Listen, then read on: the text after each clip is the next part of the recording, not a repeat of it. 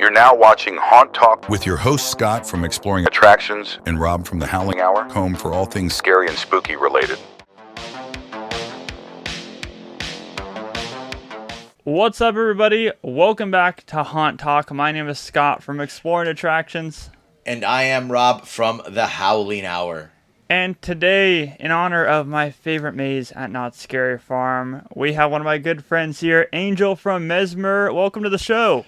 Woo! Thank you. Happy to be here. What are we talking about today?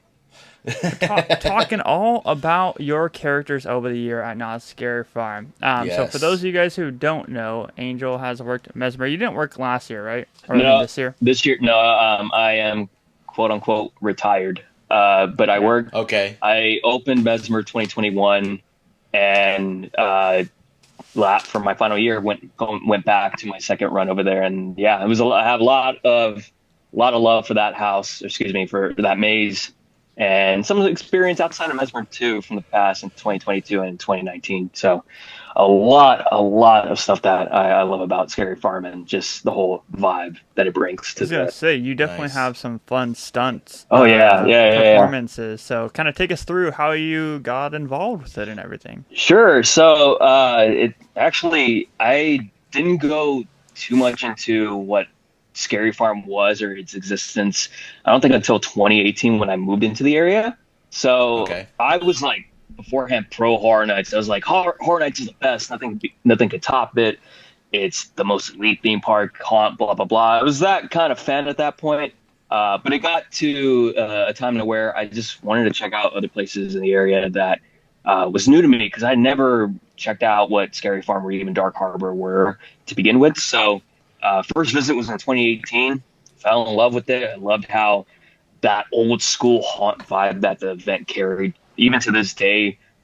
Just had a full experience of what I see in the haunt season as a whole, or what I look forward to every single year. And it wasn't until 2019 where, funny enough, it was around Midsummer Scream that year, where I went to a panel, and I remember they were talking about Dark Ride, because I think they were improving or adding like an upgrade to a room or the concession area or the gift shop of that year.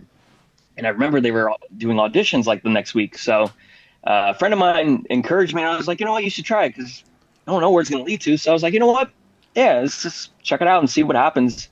I know there was like the previous monster here, Lulu. I mentioned like all theater kids are monsters, so going off of that trend, I'm also a theater kid, so it was one of those. It was one of those things where like I'm used to these auditions. It's different for haunt because I don't know what they're going to have me do besides just move around. So sure enough, 2019 comes through, the audition happens, and off of my like small physique and height, they ended up casting me to go for stunts for the closing year of Shadowlands. So that was my very first maze experience. And I look back at Shadowlands, and it was a nice rookie start to the craziness that haunt tends to bring. And the rest is history with stunts. And ever since then, Shadowlands, and went to Mesmer, and then 2022 Bloodline. And then 2023 finishing that off as the last year to go back to Mesmer and find like the perfect way to like reach my full potential, what stunts could bring. And I miss it. I really miss it, but it was a fun time nonetheless. And now you're retired, but like every haunt actor says, they're quote unquote retired. you know, I got quote unquote. I got a big boy job now. It might actually legit be retired. But it's funny because this year it's actually the first year that I went to haunt and like thoroughly enjoyed it since I moved here back about 6 years ago. So it was different being on the other side of things for a long time. And part of me enjoyed it because I got to not only do haunt or Scary Farm multiple times, but Horror Nights multiple times, going to Dark Harbor again, and then even checking out some 17th Door for the first time. So there's especially hard being like a character now, being a fan also, because like Dark Harbor started back up, you know. You got, I know a lot of people are talking about, Delusion, which is... Delusion I did last year too, Really strong, so lots of haunts are kind of blossoming now, where it's even harder to be a character and being a fan of the events too. And it's hard because even like going through like Mesmer or through any of the houses, you kind of have to separate yourself of how you would handle it or how you would react as a monster, and just kind of focus and enjoy it as a guest. And so, you know, at times I'm seeing my friends do their thing, and I'm so happy and so proud of them that it's hard for me to get scared. But at the same time, it's like I need to just enjoy the moment and just kind of go in blind like I did in 2018 and just enjoy it as a fan. So it's one of those learning curves now, like out of the game and just seeing how things work now.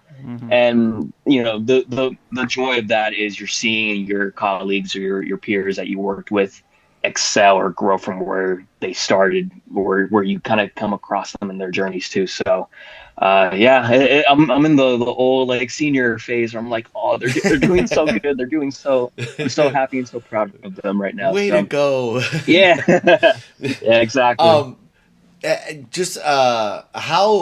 you going as a guest? How much was that itch there where you were just like, oh man, like I want to do it. I want to do it. How bad was that itch for you? Oh man, it's funny because every single time I went through Mesmer this year, I didn't get to see the stunt go off, and I don't know if it was I don't know if it was timing or it never aligned, but it just, I looked from the ground up. I look up and I'm like, man, just put me in, coach. Like, just give me like 30-minute or 60-minute set. I don't care if it's a free I don't want to work the whole season. I just want to work one night. just give me a set. Give me a set. Just give me a set. I'll go crazy. I'll pull off LeBron, Michael Jordan jumps for you, and I'll scare the hell out of these people too. So, yeah, there's that itch and a little bit of FOMO that I experienced this year where, you know, I went back and forth and thinking, like, if things didn't work out to where I'm at right now, then I would have entertained the idea of fitting maybe half a season in if possible, or something to like get that itch off my back. But it's one of those things where once you separate yourself from it and realize or understand what your body can handle after doing it for multiple years, especially with stunts, there's a time where you have to force yourself to take a break and just let everyone else enjoy that haven't gotten a chance to do it, that want to like take that first step into like the craziness that haunt can carry or can bring. And, you know, it's a life-changing experience for some, and, you know, I want to be that kind of person where, you know, I'm encouraging people that are like scared or a little bit shy of like taking that leap into the joy what this community can bring and fully experience it. I want to kind of be the side where, you know, encouraging them and also like pushing for that success to them too. So that's how I look at it now. Take the leap, no pun intended. Take the leap, exactly. And, exactly. You know, I've seen you perform in various roles, one of them being Bloodline, which you referenced. And that's an interesting spot for you, because if I recall, you were in the room where there's like another like a vampire hunter there, like shooting at you guys, but you're really far away from guest interaction. So how was that difference like? Like, did you feel like you got bored at some times, or like what was that like? So, to be honest, only due to the fact of how the placement of that scare was. If for those that haven't or gone through Bloodline in a while or can't remember it, it's the casket room where you have the Daybreaker smashing the vampire head, and there's supposed to be like a blood water effect to it. Up above, a lot of people didn't notice this opening year, which back in 2022, which was a part of like looking back to, you know, to your question of like how bored I was or how difficult it was. It's because no one looked up because of how like poorly lit that area was. So it was me and 3 other colleagues who I'm still good friends with to this day, you know, trying to get the attention of the people. So it's one of those things where you're working with what you have, and if it doesn't really give to get those experiences or those expectations of people trying to, you know, give you that reaction that you're looking for, then the way that I look at it, I try to work out of the box of how the harness is set up, because I'm only ziplining like from one end to the other, and the role of that monster is a wall crawler. So I'm technically supposed to be flying or crawling along the casket center at the very top, which again, a lot of people don't see. So in my way, if I wanted to try to be noticed, what I did at that time, which is looking back at it, super unsafe, depending on the side that I was on, the harness and the cord of it could actually move up or kind of move back a bit. So if I push my body forward safely, I can make it look like I'm about to fall off the ledge and pretend I'm about to like lunge out from the top. So that was the closest I could get to scare someone from above. And when that happened, people did look up because, you know, it was the year when the guns were implemented. So for us as monsters, we had like lights attached. So some of it was seen and noticed. And when people looked up and saw like lights above them, they were looking at what the hell was that?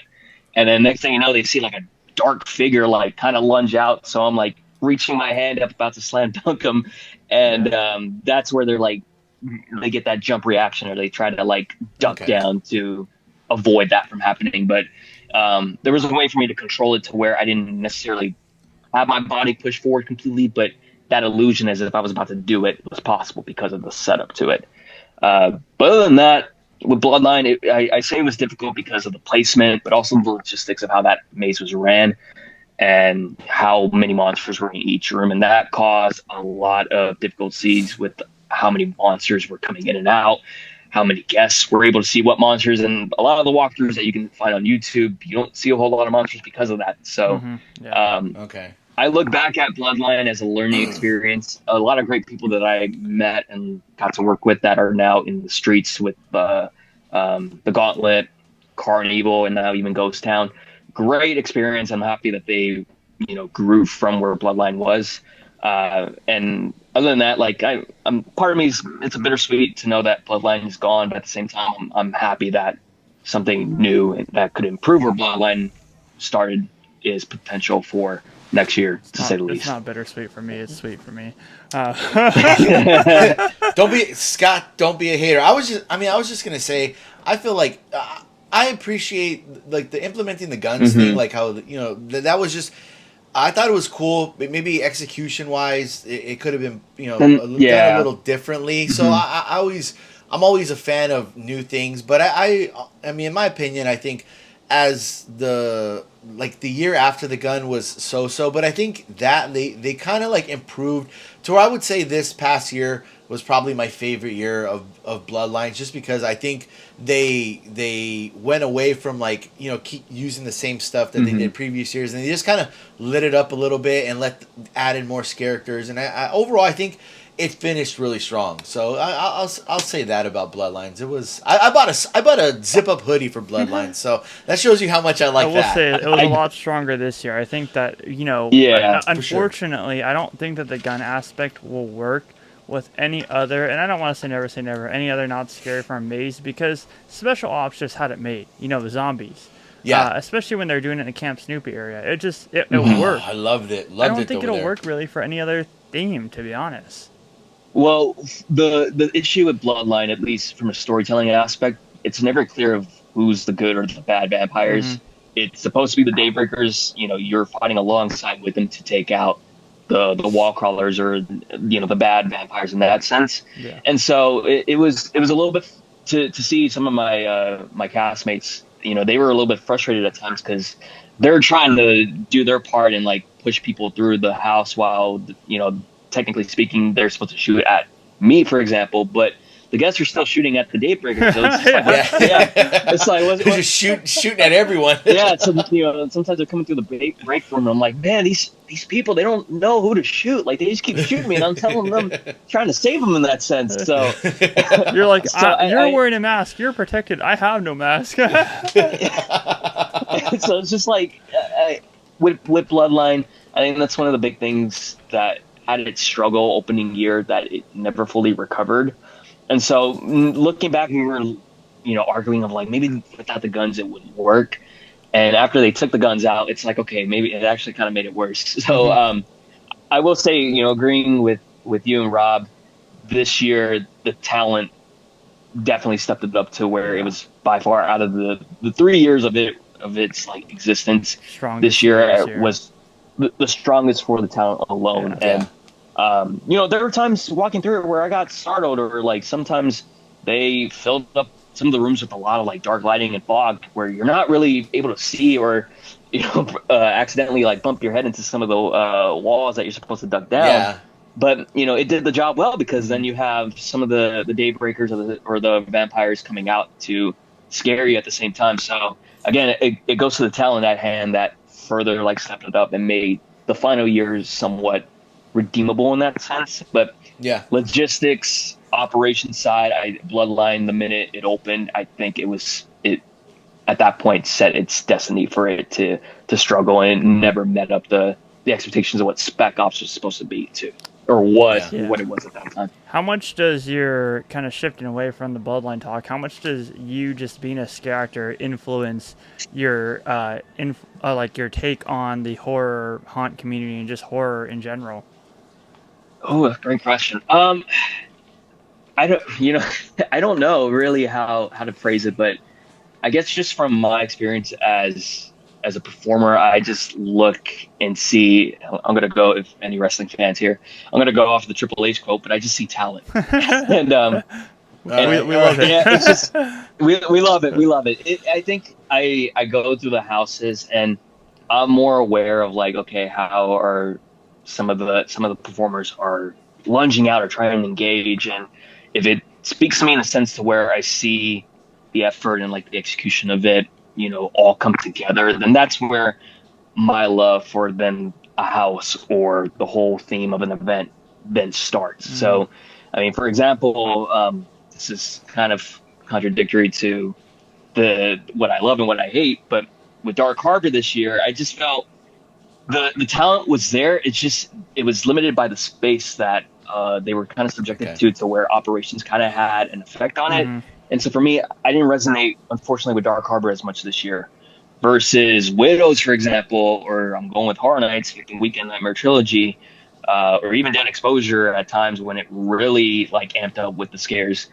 There are times where I see the performers scaring, using the atmosphere around them or finding ways to make those interactions intimate, even with a whole lot of people around too. And if you go out of your way to make it a memorable experience, at least to how, as a performer, you want to leave a lasting impression to the guests, that for me stands out the most. And so that's what I did, as Desmo, with Mesmer, where I took it upon myself to really take every single jump, with that advantage of where if I'm going to jump off the ledge, I want to make it memorable to where I'm about to reach out and grab them, or even if I'm gonna just have my whole body stick out and have my hand right in their face, I want to have that personal connection with them. And maybe it's the theater side of me or the Disney side of me talking, but I think that's what really makes those connections worthwhile, to where people will walk out of that house or whatever favorite maze a guest has, and they'll think, what, it's that performer that really stuck out to me that made that experience worth it. And that's why it's my favorite house, or it's my top 3, so to speak, to it. Nice.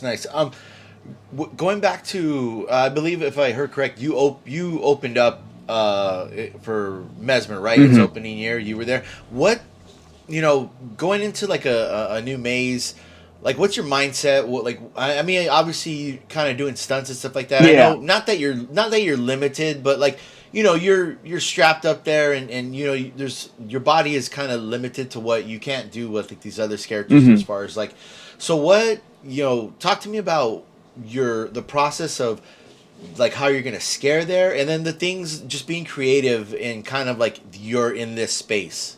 So it's different with the other mazes too, because Shadowlands and Bloodline, they had a harness. Mesmer was a bungee. So going off of Mesmer, it was all about timing with when the guest was going to come right in front of me and how to make that jump worthwhile to have that effective scare. So for me, I don't overdo it to where I'm jumping every single second to catch every single guest.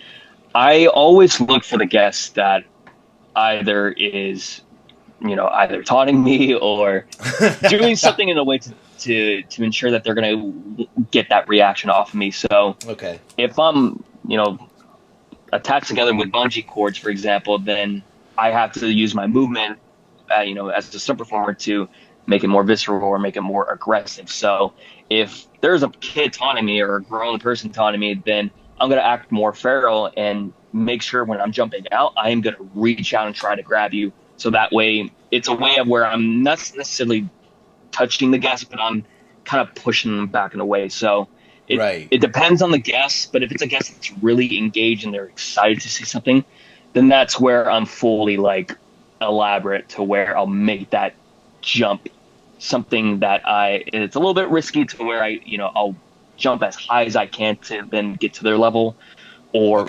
just and like make that eye contact with them and know to them that I'm going after them, but it's for the scare. For the for the harness with Shadowlands or even with Bloodline, I'm just going back and forth. So it's all about speed and timing. So that is a little bit more limited than just the bungee, where you can really control when to do it. So the harness, it's pretty much at will of the harness. So at that point, you're pretty much at your own speed and control to time that. And if it works well, then that's when those scares could really be something special. But looking back with Shadowlands and Bloodline, they were the least effective scares just because of how mobility-wise, how limited I was.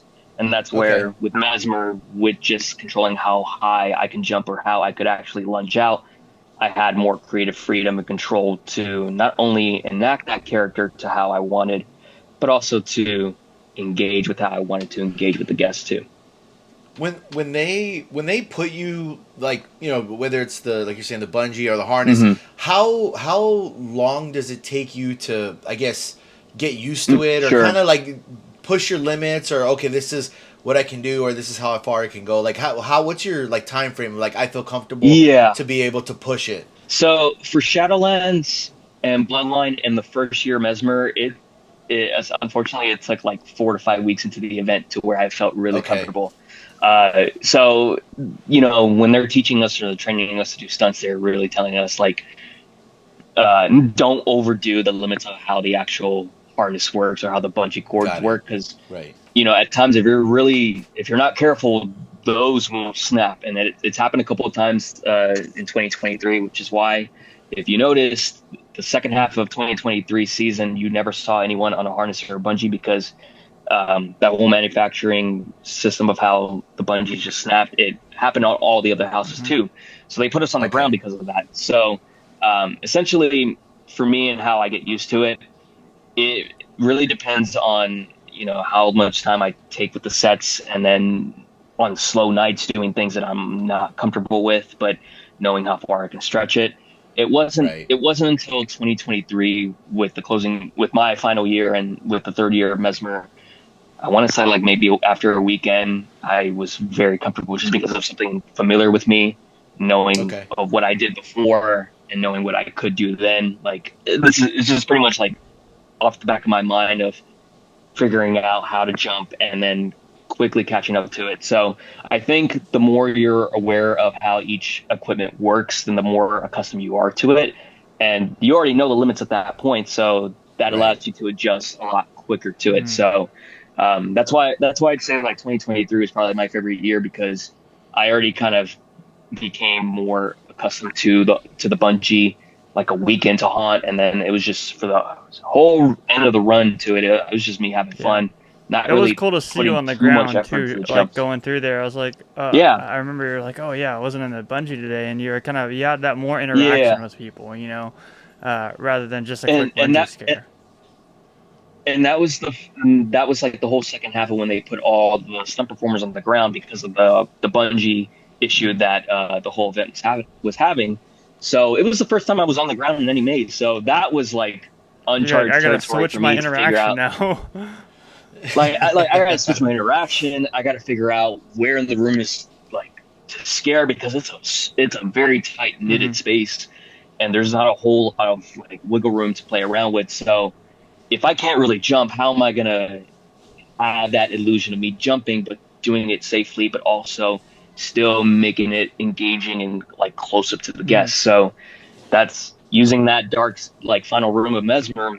There's a lot of like dark corners there that you're not going to see shit from it. So at that point, sorry about that. It was PG-13. No, you're good. No, you're good. You're good. But yeah. Hell yeah. But there are times where in the room you don't see anything. So me being 5'6", I took that to my advantage, and I'm like, okay, if I can like crouch down here in this area where it's super dark, and if guests aren't looking, especially when their eyes are adjusting, I can get them really good. So there are times where on the platform of how Desmo jumps down from the bungee cord and whatnot, I'm hiding there, and I am just kind of lurking around the corner to make sure I see guests coming. And if I hear people like laughing or talking to each other, then that's someone I know they're about to get to the corner. As soon as I see someone's like head or part of their body come through, then I lunge out and I try to grab them from there to where I get right in their face as if I'm about to like latch their whole face off. Nice. But eventually it got to the point where I was using the corner where the eye is at in Mesmer, where you're seeing like the full projection of the swirl happen in front of you as you're walking out of the maze. Well, down below, there's a little bit of another tight spot where, I'm surprised in myself. People aren't looking at me down below. They're looking at the eyes. So all I really did was just, crouch down, wait until they literally walked up. And as soon as I get to the eye, I just literally just stood up again with no effort. And then boom, I got people just falling to the floor because of that. Or pretending I'm playing dead and thinking that it's a dummy or a mannequin. And the next thing they know, I jump up from that. And that was also like an effective scare to that. So it was cool for my final year. I got to do stunts and I got to scare on the floor because I got the best of both worlds and got to see my preference or what I like best from it. It's more, I guess, you're more on your toes when you're on the ground because you're on show pretty much 24/7 from it. And there's not too much of a break to kind of like what you can do with stunts where you can kind of hide in the corner, get a sip of water, and then, time whatever next jump you want to do. So it has its pros and cons, but if I had to pick, I just got to do stunts because the jumps, no matter how high you can go, like you can really manipulate it really well. Like if you, again, get accustomed to it. So I like how like transparent you are in the fact of like you started off as a fan with only being a fan of like Horror Nights because there's a lot of people like that. There's a lot of people who are like Horror Nights is great, it's number one, which I mean Horror Nights is good, but it's just so unfair to compare the two. Sure. It really is. So you kind of have a unique come up in the sense that you got to see everything as a fan before between Horror Nights, Scary Farm, and wherever else you went, and then go into scare acting. Did that help you at all? Not quite. The only thing it helped me with is, I guess, the expectations of how crazy some of these events can get. I mean, with guests, walking with guests, sometimes I'm walking in front of some drunk people or teenagers that don't know how to act better. So, that was the only thing that prepared me more so. On the other side of it, I didn't know how the monsters or actors kind of prepare for her to get ready in place or position to it. It's kind of like once you audition and get a part in a play or in any kind of role for stage or film, you're learning at the same time and reading your scripts or memorizing what kind of blocking it is to it. So it's very similar to that, at least in how I approached it. And my approach was that even with stunts is like physically being ready for that. So it's like going to the gym as much as I could for like the 2 months before the event started for it to be possible to be successful in those roles. So, and it's different because, some of the monsters, you're not really verbal too. You're making these screams or these snarls or these grunts too. So, it's a very different approach. If anything, after I did like my first year and then continuing through for, 4 seasons at Knott, it just added more appreciation for the process of how just kind of building up to it and then, kind of pushing people to appreciate, the work at hand that the talent gets as well. Because sometimes that talent isn't, they don't get that recognition, or even the makeup artists or carpenters or electricians as well. Like it's a whole like group of people all together that put up this show or put up this huge event. And beforehand, didn't really get a good hindsight of how that was until now seeing the other side, and it adds more appreciation, more understanding, and more of, I guess you could say, like more of a pure way of how I enjoy these haunts now. Because then I think about things that could have worked or how it could have been better, but then I have to step back and say, oh, but this could have been a possible factor, and kind of have to look both sides of that. When you talk about just because I have this image popped in my head, when you talk about working out and stuff like that, and I know, like, you know, keeping your body right and everything, because you're doing something that's physically taxing on yourself. Yeah. Specifically for like jumping and stuff. Like in my head, I just picture you like on the cable machines, just like flying up and down. That's just like popped in my head. But what do you do to like prepare your body for that type of stunt, like for those type of scares? And what's the toll on your body after too? Yeah. So great question to that. This is also to like a great, I guess, process for anyone getting into stunts or want to get into stunts for bungees too. For anyone that's listening, it's going to be very cardio heavy. So I usually, like in the past, I'm out. Yeah, we know, Rob. Okay. Beforehand, it was always like half strength training, half cardio. Because with some of the bungee scares, it's really doing a lot of like a lot of work onto the lower body, so legs, quads, calves, all that specific form. So, you know, for me, not only am I having to deal with cardio, you know, more intervals of how much or how long I can keep going, but, you know, if I need to work on my legs, I'm doing box jumps, which is also helping cardio and strength training at the same time, or, you know, general leg workouts that allow me to apply like a decent amount of weight on top. So when I jump down, that weight is able to hold it onto itself rather than my knees buckling and getting an ACL tear from that too. So I think, and this is on my own doing of it, because I didn't know better when I did Mesmer for the first time, and it's still in effect to me to this day. But I didn't really prepare much for the bungees because it was my first year doing it for Mesmer, and to this day, like my left knee, it doesn't move as much as it did prior to Mesmer 2021 because how rapid and how frequent I had to jump up and jump down in that sense. So you have to adjust, and when that happens, and then you have to bring in knee pads or ways to make it more comfortable for you to slide if you're on a harness with Bloodline, for example. So I think for 2023, what I did differently to make it easier was I really focused on legs and got it to the point where I felt a lot stronger down to the lower body, to where I was able to feel comfortable without having a knee pad on me too much. But at times, if I did have like a knee brace or a knee pad, it was on nights where it was going to be a peak or a hell week, to where I knew I was going to be busy jumping constantly. So I had to kind of adapt to that. But you know, I for anyone if they want to get into stunts, focus on cardio. It's a big one. And if you're going to be big on bungees, want to get into bungees, you got to work on the legs, or else you're just setting yourself up to have long-term issues going forward, which to this day, I kind of do have a little bit of it. I find myself a little bit of times, if I'm walking for a long period, kind of limping, which is not a good thing to it. So yeah, don't do what I did first year Mesmer. What is the most memorable guest interaction that you have gotten? Ooh. Or one of the most, or maybe top three.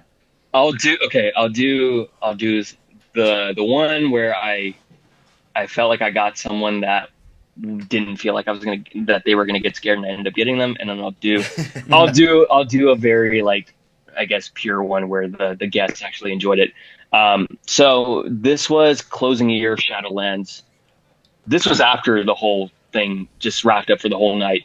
It was at the point where I was finishing up my last set, and I remember flying towards a guy walking into the finale. And if you remember from Shadowlands, or if anyone remembers walking through it, the minute you see the samurai flying towards you, there's a mannequin dummy that when activated, the head pops up once I like slice the head off. Cool scare. I missed that.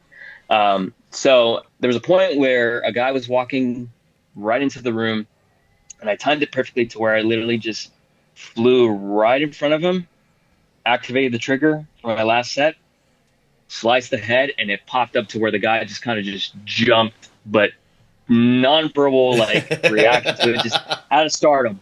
Big, like, tough dude. So as he's walking, just didn't say anything, just like jumped away. Yeah, that's the best. As he's walking around, like, because I can like turn my body, I can see where they're going.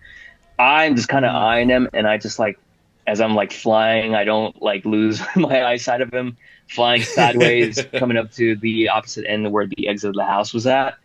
And next thing I know, like he just looks at me towards the very end and just kind of points at me and just gives me a nod. And so what I did to kind of acknowledge it, I raised my sword up and pointed it towards him, and it was just kind of like a mutual like, that's cool. Good shit, respect, brother. Like respect, cool. Respect. Kind of scared to it. That's awesome. That was the Shadowlands one, and then for Mesmer, this one was the most like you wouldn't think it would be like as effective just because of how little effort it was, but this was 2021 Mesmer. I remember it was like towards the end of the night too, but kind of during Hell Week, tired as hell, but I ended up scaring to the side up behind the wall when you're walking into the room. And at that point, you're not really seeing who's coming in. You kind of have to have your head out for a moment before getting ready for the scare. So I'm at that point where I'm just sticking my hand out to see what happens. So I see another tall dude, but to the point where like he's 6 foot, almost 6'1", making his way into the room. So what I did, I just stuck my hand out to the point where it was just like this. No no threatening maneuver or movement to it. It was just this. As soon as the guy comes across it, I hear a loud slam. And I'm thinking, what the hell was that? And like a loud thud. I look out and I dug down and I see this giant ass dude on the floor. Yes. Yeah. Dude, it's like it was just my hand. Like I just had my hand down and I hear a loud thud to it, and then you know what? For the Gen X kids, I guess you could say your aura was impeccable. Hell yeah! At that moment. Hell yeah! So, dude just like falls, and I remember he's just laughing his ass off and just kind of giving me a little like thumbs up. He's trying to like fist bump me, but then I going in characters, give him a little bit of a bow to him. But that was like my way to kind of get to people if they really appreciated the scare, just a nice little bow. Yeah. If it was a teenage kid, I went hell on them. Sometimes if they like taunted, then if I was on the ground specifically, I would just kind of follow them out. But then they would think that I wouldn't be able to go past the exit, which I was able to. And as I'm walking with them, following them out, they're like, "Okay, bro, you just stop it, bro. Just chill, bro.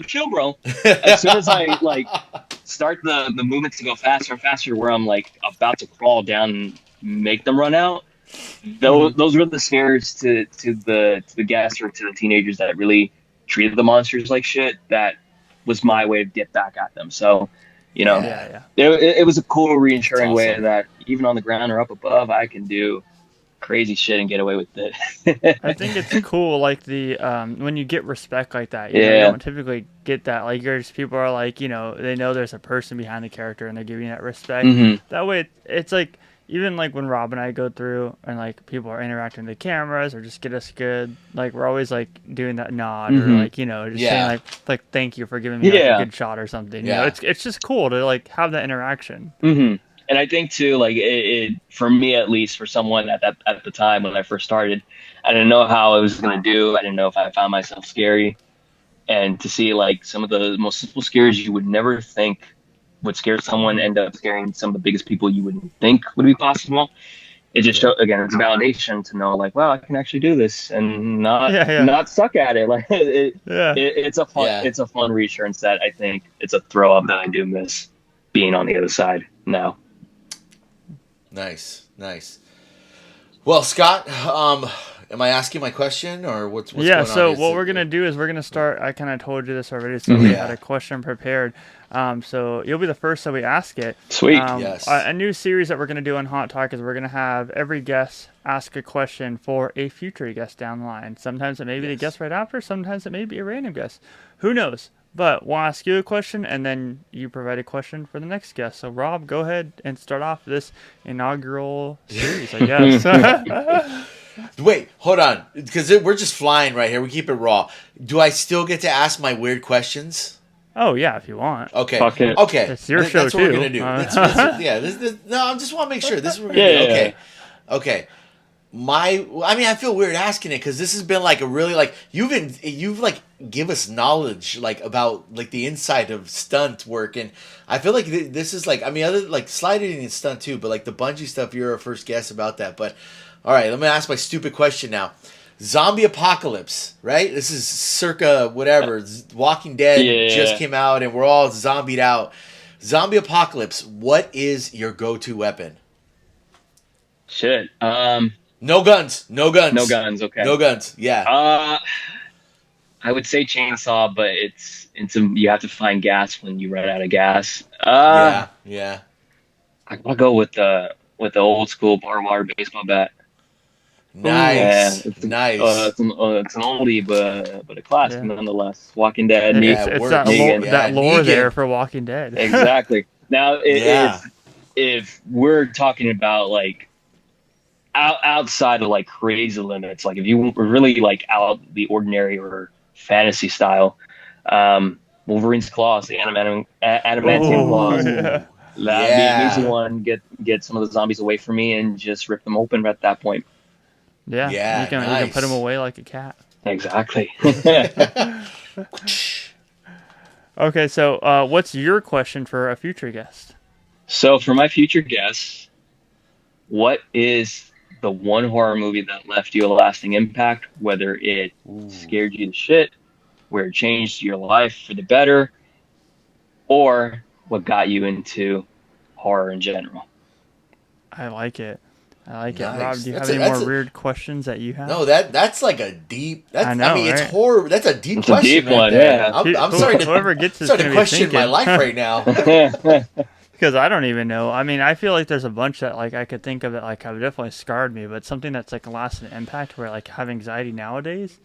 There's definitely plenty, you know. I'd have to really think about it. For me, as soon as you started saying that, it's either the Blair Witch Project or the first Paranormal Activity. Those two movies. Blair Witch was nuts. Yeah, that movie scarred me. I don't know what, my mom and my dad didn't let me go see it. I went with my cousins, and that movie scarred me. Sometimes the horror movies that scar you are the ones that get you into the horror genre. Yeah, that's true. I think for me as like a kid, the ending of the first Saw film was the one that the twist as a kid, you don't really see it coming, and you're not really knowing how to process it. To see like who you would think a dead person, spoiler alert, come up from the bathroom and just it's been like 20 years, right? Yeah. come up to the point where they throw someone in the bathroom, locking them for good, and then you just hear screams as the credits roll. As a kid, I remember like just sitting on my bed for like a solid 10 minutes, just like processing that. As an adult now, Hereditary was one where looking at it now, the infamous scene of the car to this day. If anyone hasn't seen Hereditary, like if you want something that I feel like Hereditary is just a meme for me now about that scene. Well, I went in dark, I went in blind, and then I didn't know how dark or how like depressing it was gonna get until it happens, and then I'm like, okay, there's no way they're gonna show. Oh, and then that's like wow, that last there goes a little girl. Yeah, that lasting image. I remember like in the theater, and I was just like so terrified, and it made its way to the top 5 of my favorite horror films of all time because of that. And then it just keeps getting so depressing and so so terrifying with more of the paranormal shit that happens in that film. Rob, do you have any other last questions? No, that's it. That's it. Good stuff. Well, Angel, we appreciate you coming on. Thank you. I believe you are our first Maze actor, I think. Sweet. Yeah, pleasure to be here. So, thank you for coming on. For sure, first stunt bungee actor. Yeah, first stunt bungee actor. Hell yeah. Shout out to you for being so supportive of Haunt Talk. And I mean, as soon as you hit me up, I was like, "Yes, we have to do it." You know, as always. No, I appreciate you guys having me on here, talking with you guys, and it's a fucking blast nonetheless. And the weekend this year was definitely a mid, so I'll just leave it at that. Shut up on that. We won't. It's a whole nother video to just. I know, right? Scott let me tell you why it was good. Scott likes to hate. Yeah. Hey, Rob, that was Rob's number one. So okay, Rob. See, Rob and I, we have taste right there. Hold on, I'll be Scott's lying. It was my top 3 though. Top 3. Was it not your number one? Sure. What was it? No, it wasn't. What was number one? Insidious was number 1. Get out of here. I know. Get out of here, man. He lost all respect. I'm not the bad one now, am I? Wait, what was your number one, Scott? Dead exposure. Over Texas? Yeah.